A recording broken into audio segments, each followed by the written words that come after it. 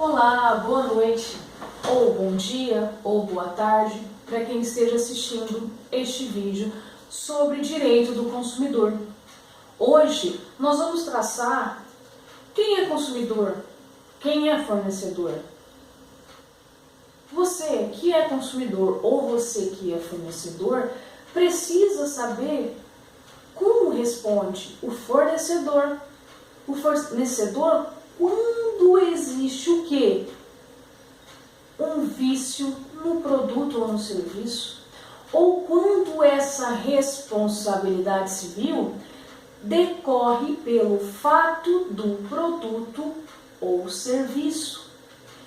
E também é necessário saber quando é possível pleitear esses direitos consumeristas.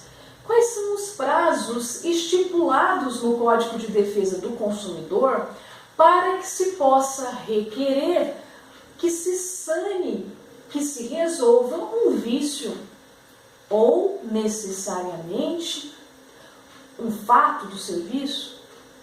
Frente a isso, nós vamos falar sobre prazos prescricionais e prazos decadenciais. Além disso, falaremos de modo preliminar sobre os direitos básicos do consumidor. A Lei 8.078 de 1990, que nós chamamos e definimos de Código de Defesa do Consumidor, ela foi criada, e como o próprio nome diz, para defender, para proteger o consumidor. Porque o consumidor ele é considerado um sujeito vulnerável. Mas como assim vulnerável? Para o CDC vulnerável, ele necessariamente perfaz uma das 4 opções ou 4 definições de vulnerabilidade. Quais são elas? Uma, vulnerabilidade técnica. O que é uma vulnerabilidade técnica?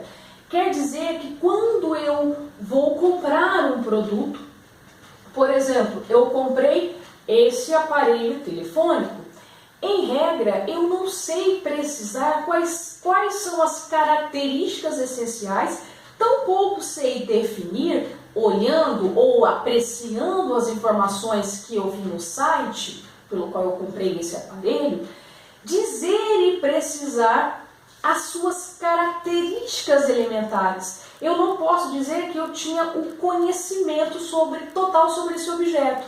Então, se eu o adquirir, se eu sou vulnerável, como eu adquiri, tecnicamente sobre esse produto.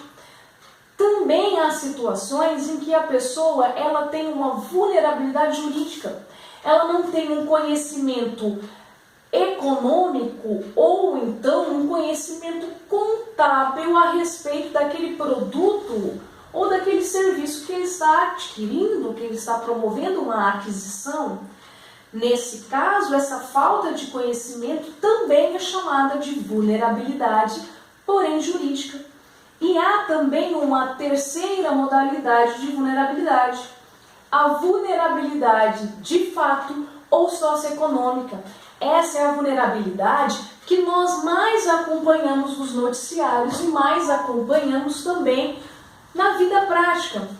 Qual é a grande situação e o que mais se fala? Que o Código de Defesa do Consumidor coloca o consumidor numa posição entre ele e o fornecedor, numa relação desigual. Do ponto de vista econômico, o consumidor ele está aqui e o fornecedor está acima. Então ele é o elo mais fraco dessa relação de consumo. E há também uma quarta vulnerabilidade, que é a vulnerabilidade informacional.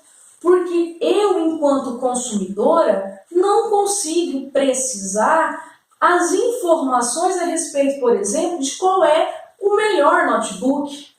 Porque dentro do mercado existe uma seara de inúmeros aparelhos, tal qual este que eu adquiri, com qualidade, com preços divergentes, e essas informações são prestadas ao Léo. Então, para que eu adquira ou que eu saiba, de fato, eu preciso ter um uma margem maior de informação.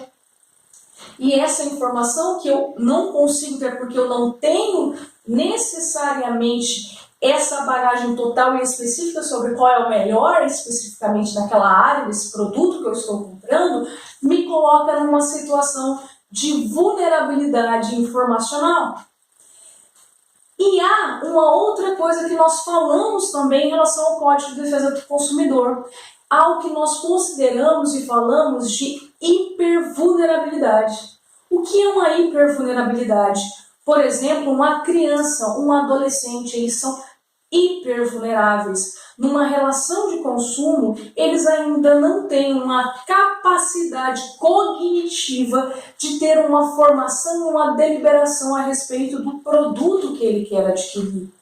Vou dar um exemplo que aconteceu em 2013. A McDonald's, na época, ela lançou, naqueles McLanches dela, quem comprasse um McLanche ganhava, por exemplo, junto, um brinquedo que aludia, que fazia com que essa criança imaginasse que ela também estava presente no mundo da fantasia. Essa situação foi uma situação emblemática. A McDonald's foi condenada a 6 milhões de multa.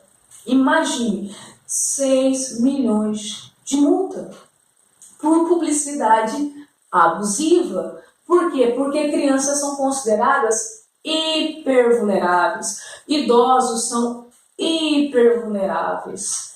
São pessoas que demonstram ou que denotam, tanto a criança como o adolescente, o idoso que já tem, muitas vezes não tem a mesma capacidade de pensar e articular tão rapidamente e acabam sendo lesadas por propagandas. E pessoas com deficiência também são consideradas hipervulneráveis. E é interessante pontuar que se saiba que hipervulnerabilidade não tem nada a ver com hipossuficiência. Por quê? Porque na hipossuficiência, o que nós temos? Nós temos uma situação em que há um desnível. Mas que desnível? Um desnível cultural, um desnível técnico, um desnível que coloca essa pessoa numa posição financeira também, diferenciada daquele que está mantendo uma relação com ele. Por isso que muitas vezes a pessoa, ela necessariamente não é uma hipossuficiente financeira, mas ela pode ser técnica. E em virtude dessa hipossuficiência técnica, ela tem respaldo jurídico. Percebendo isso, nós começamos a pensar, pois bem, se o CDC, lá no seu artigo 1º, ele declara que o Código de Defesa do Consumidor, ela é uma norma de ordem pública, ou seja, ela reflete, ela tem interesse para todos, também diz que ela é uma norma de interesse social, quer harmonizar a sociedade em relação a esses direitos, eu sei e preciso saber, e é importante saber, que nos casos de relação consumerista, o juiz pode de ofício agir. Mas em todas as situações consumeristas, não. Nas cláusulas abusivas de contratos bancários, essa atuação de ofício não é permitida. E isso foi o entendimento esposado pelo STJ. Pois bem, sabemos que o CDC, norma de ordem pública e interesse social. E aí vem a pergunta-chave: quem é o consumidor? Quem é esse sujeito? Sou eu? É você? É uma pessoa jurídica? Toda pessoa natural ou pessoa jurídica que necessariamente adquira, faça uma aquisição de produtos ou serviços enquanto destinatário final, segundo o caput do artigo 2º do CDC, é consumidor. Então, recapitulando, é sujeito quem? Pessoa natural e pessoa jurídica. Essas pessoas são o quê? São consumidores. E vem um ponto-chave, um ponto primordial. No CDC e nas provas se tem perguntado qual a teoria se utiliza enquanto consumidor. Aí vai depender. Hoje o STJ adquire uma uma nova maturidade em relação a essa questão do consumidor. Por quê? Antigamente, nós tínhamos uma doutrina que ainda é bem utilizada, que explica que consumidor se responde enquanto teoria finalista. Como assim? Pense na ideia do final. Ou seja, quem é o destinatário final enquanto consumidor? Aquele que adquire um produto para o seu uso pessoal, o seu uso privado. Eu vou lá no supermercado e compro um shampoo para lavar o meu cabelo. Quando eu vou no supermercado e compro esse shampoo, eu estou sendo, para a teoria finalista, consumidora. Mas se eu fosse, por exemplo, aqui perto, que tem uma papelaria, e comprasse uma caneta para utilizar nesse escritório, para a teoria finalista, essa relação não é consumerista, e sim tem uma finalidade profissional e econômica. Para romper esse traço que tornava a relação consumerista muito diminuída, começou-se a pensar e a cogitar uma teoria que maximizasse esses direitos. E qual foi a teoria? A teoria maximalista. Para essa teoria, o que importa é que eu, por exemplo, Sara, utilizei essa caneta ou adquirir essa caneta na condição de quê? De destinatária final. Eu comprei para que eu utilizasse. Portanto, eu sou sim consumidora.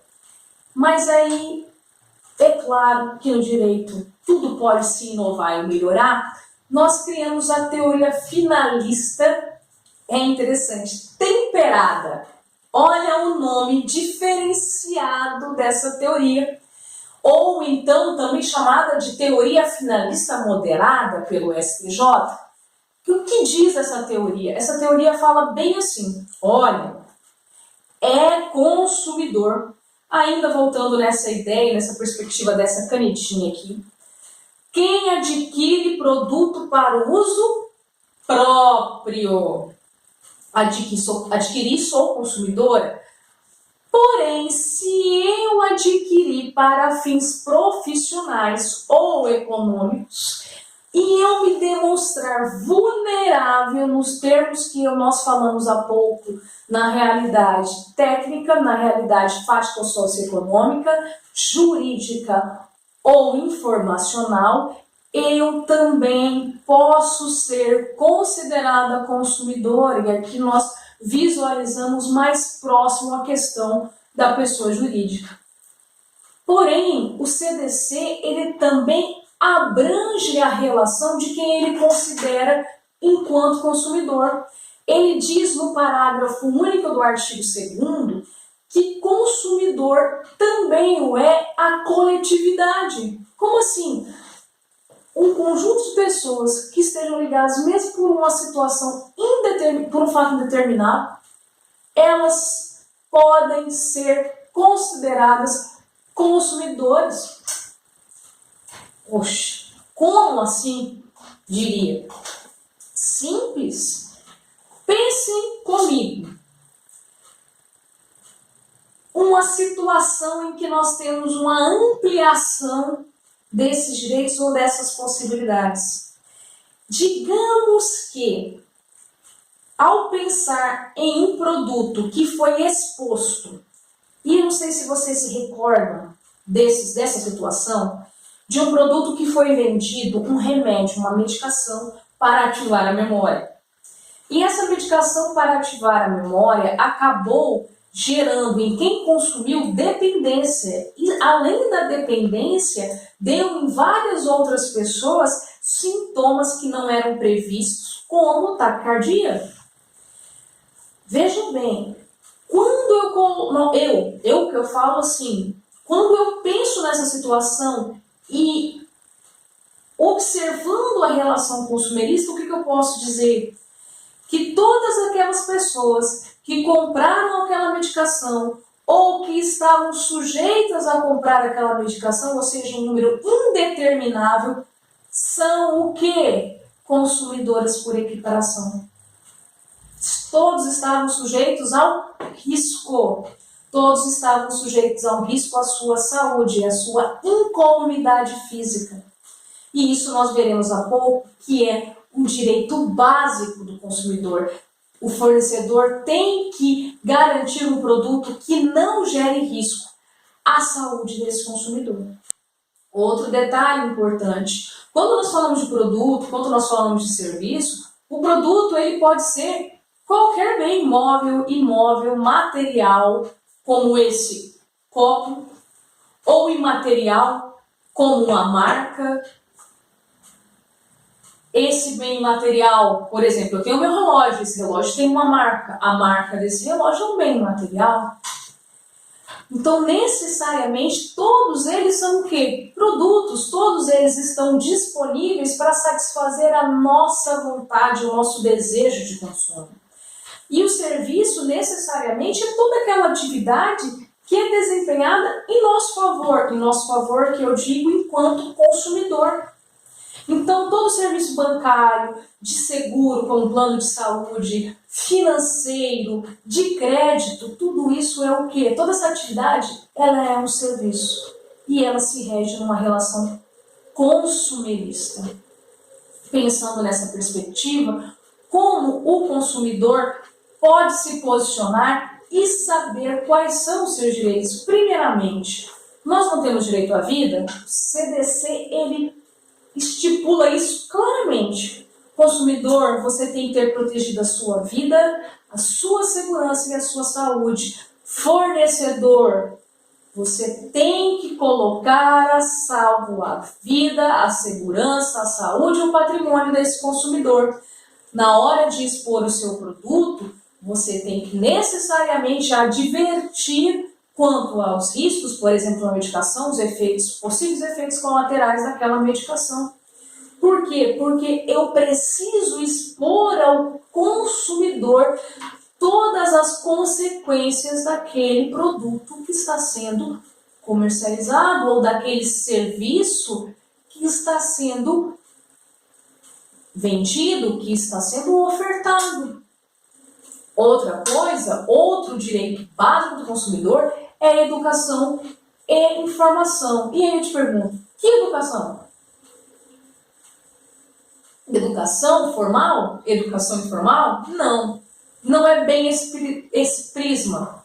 Porque se eu pensar na educação formal, é aquela da escola. A educação do CDC é uma educação informal. Ela fala fornecedor, o consumidor, ele é vulnerável. Portanto, informe no produto que o senhor está vendendo quais são as características, qual é a qualidade, qual é a quantidade, qual é o volume, quais são os riscos que esse produto apresenta. E aí vem junto essa questão da informação. A informação, ela é obrigatória. Eu preciso informar, eu preciso dar a esse consumidor, porque na medida em que eu proponho essa educação informal, eu possibilito que o consumidor faça o quê? Exerça o seu direito de livre escolha. Então ele vai observar entre o produto A e o produto B. Que produto que eu quero?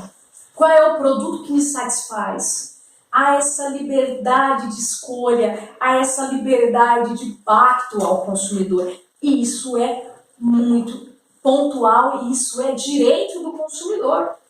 Outro detalhe. Então eu estou lá, vi o produto, gostei do produto, me informei sobre o produto, eu tenho igualdade na contratação.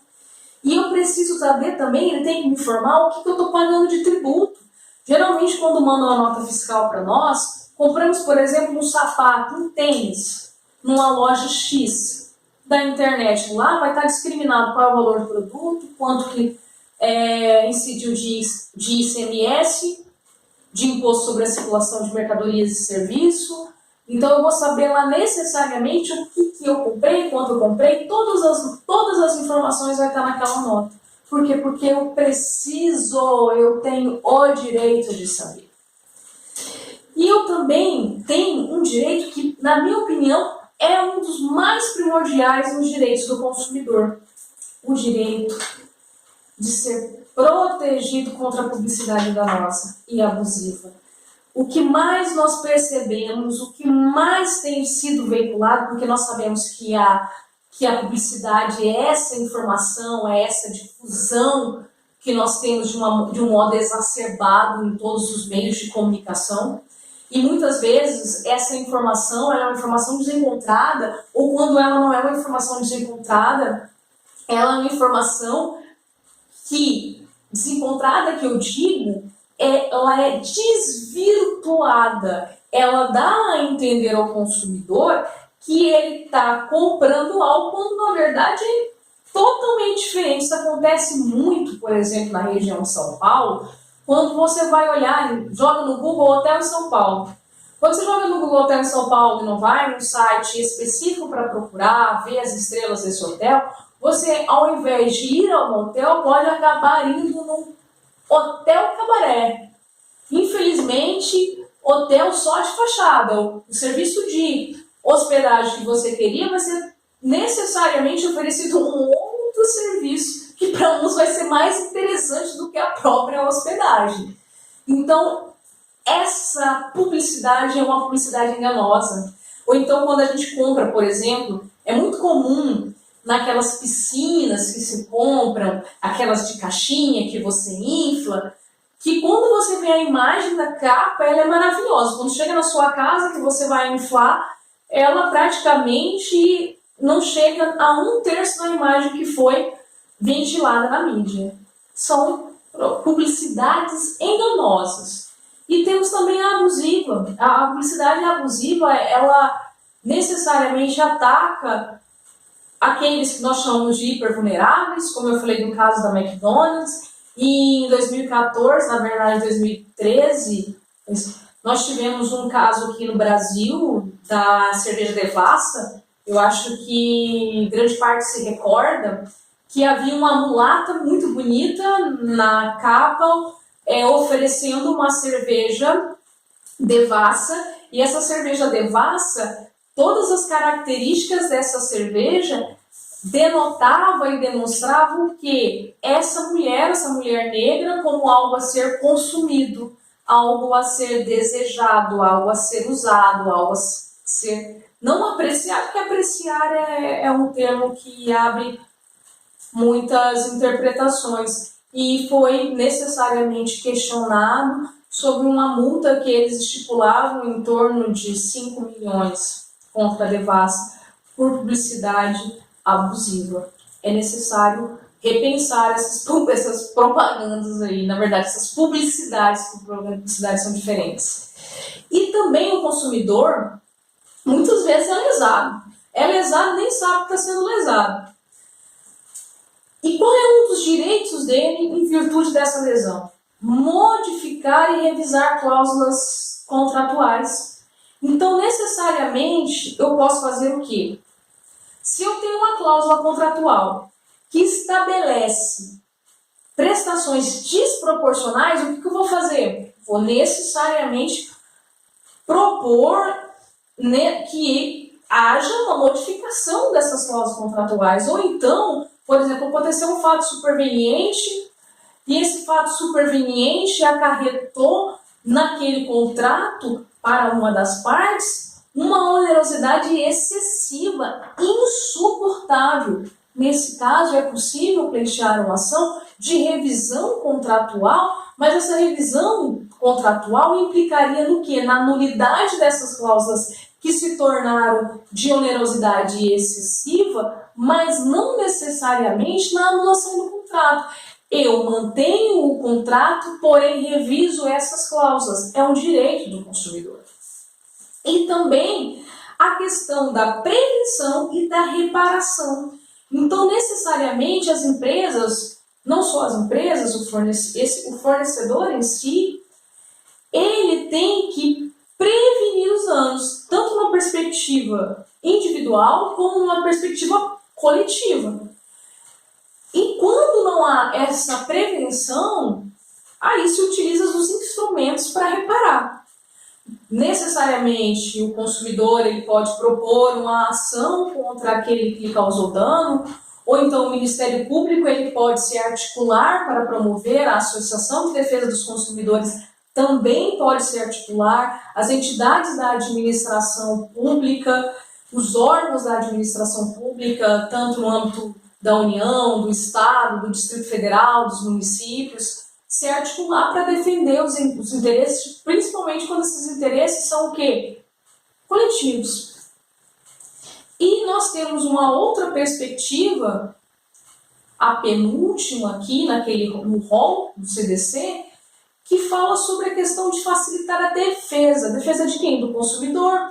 Então, na verdade, o instrumento de inversão do ônus da prova, ela está ligada ao direito do consumidor de ter o quê? Uma facilidade de defesa dos seus interesses. Por quê? Porque ele é vulnerável para os termos da lei do CDC. Então, eu inverto o ônus da prova para dar uma melhor conjectura para esse consumidor. Porque nós vimos que, além de vulnerável, ele também pode ser hipossuficiente, uma hipossuficiência, por exemplo, técnica. E aí eu preciso inverter, não vai ter outro meio. Fazer com que o fornecedor prove, por exemplo, que o produto não tinha defeito. E o mais pontual desses direitos do consumidor, que é justamente a adequada e eficaz prestação de serviços públicos. Parece uma coisa distante da realidade, mas não é. Porque o serviço público ele precisa ser regular, contínuo, eficiente, seguro e precisa ter uma modicidade no pagamento das tarifas. Então, quando eu penso nessa situação, eu tenho uma articulação desses meus direitos. O direito que assiste esse consumidor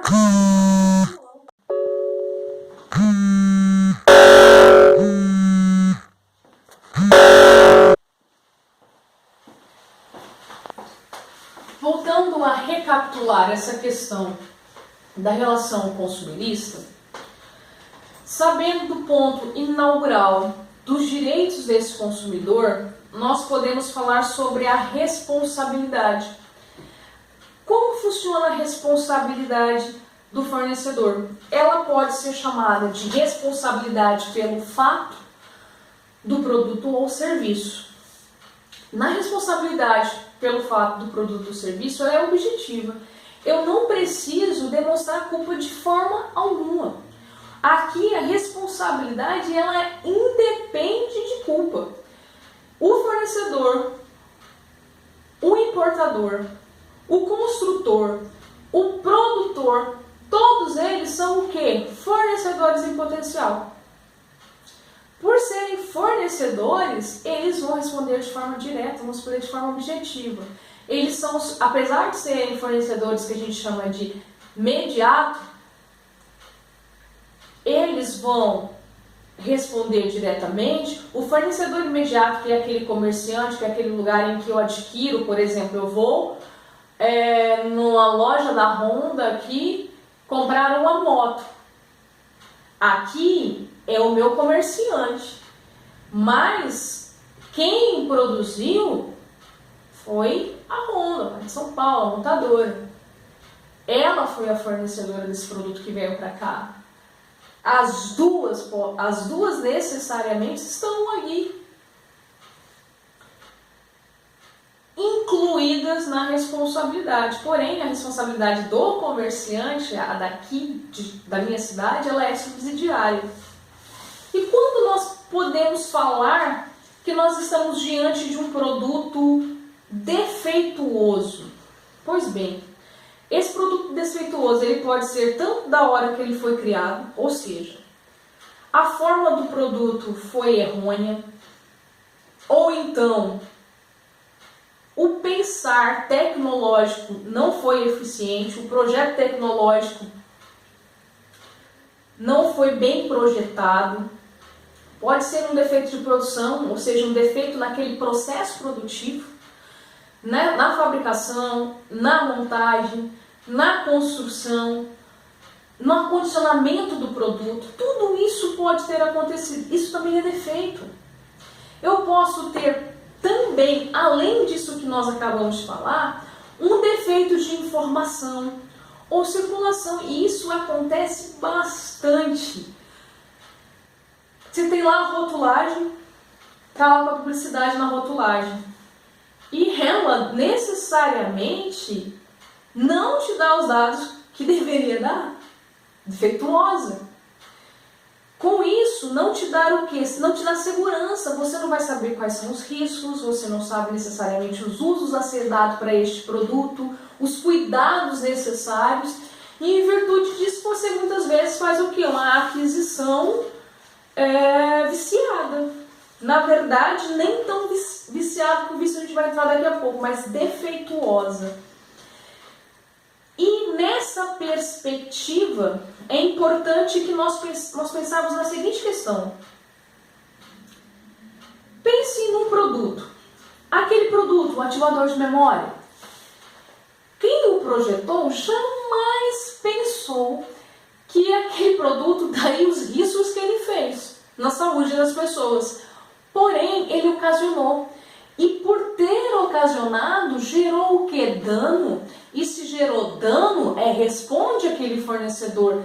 Porque o simples fato de que eu não projetei, ou eu não pensei, ou eu não calculei na hora do lançamento, porque era impossível prever que ele teria um defeito, seja uma medicação, seja um produto, isso não afasta a responsabilidade do fornecedor e do